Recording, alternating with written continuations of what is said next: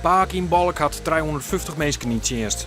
90% van het werk vindt plak in het buitenland, zo binnen de vestigingen in China en Brazilië. Paak is een high-tech bedrijf dat wetterzuiveringsinstallaties maakt, benamelijk van de industrie. Met zo'n internationale oriëntatie is het net vreemd dat eigenaar Jos Paak ook verder zocht als de provinciegrenzen. Zijn politieke richting neemt hij zelfs progressief liberalisme.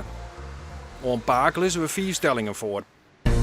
De provinciale laag is oerstallig. Riek en gemeente kunnen de taken saoer nemen. Nou, ik denk dat dat niet zo is.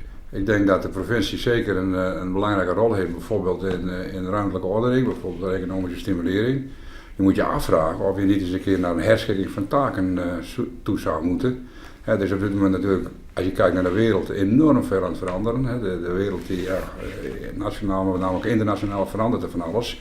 Dus je moet je af en toe, denk ik, als provincie wel afvragen of het niet verstandig is dat je bepaalde dingen niet meer zou doen en dat misschien andere dingen juist wel zou doen. Initiatieven om jongeren bij de provinciale politiek te beloeken hebben geen doel. Het interesseert ze net en dat bloot ik zo. Het is heel erg jammer, maar ik kan me die desinteresse wel voorstellen. Want ja, veel te veel jongeren die zien die politiek als een soort van achteraf gedoe, veel gepraat en weinig daden. En die daadkracht, daar komt het op aan en die daadkracht die mis ik wel eens. De provinciale bestuurders binnen bij het grote publiek volslijn onbekend.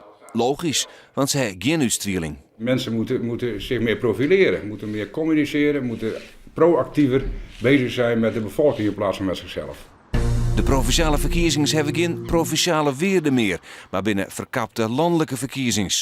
Dat is heel jammer, omdat het uiteindelijk om de provincie gaat. En wat er nu gebeurt, en dat komt natuurlijk ook door de landelijke pers, die probeert het helemaal te vertalen naar gaat nu straks de Eerste Kamer de beslissingen van de Tweede Kamer frustreren of niet. Nou, dat is jammer. En ik vind dat iedereen die kiest, ook in Friesland, die moet primair kiezen voor Friesland. Voor de provinciale staten hier en niet voor de landelijke politiek. Dat is een afgeleide, maar het gaat eerst om onze provincie. Bij de provincie denk ik aan Friesland. Want wij hebben natuurlijk als Friesland, als provincie iets heel bijzonders. Wij zijn de enige provincie in Nederland die zijn eigen taal heeft, die zijn eigen cultuur heeft, die zijn eigen achtergrond heeft.